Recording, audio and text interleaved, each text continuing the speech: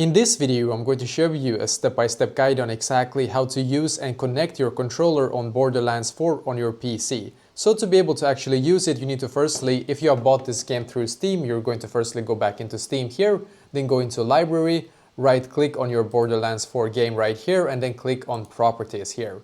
And in here, where it says controller, just click on controller and make sure that this one where it says use default settings, this one has to be use default settings and not anything else, as you can see here. So if it says for you disable Steam input, make sure that you change it to use default settings instead.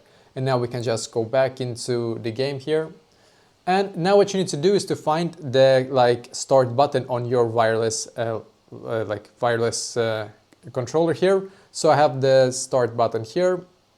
I'm just going to click and hold on it, and as you can see, it now lights up for me. And now I should be able to use it. Let's just wait a couple of seconds, I guess. Yep, now as you can see, it works for me. I can just start using it exactly however I want now.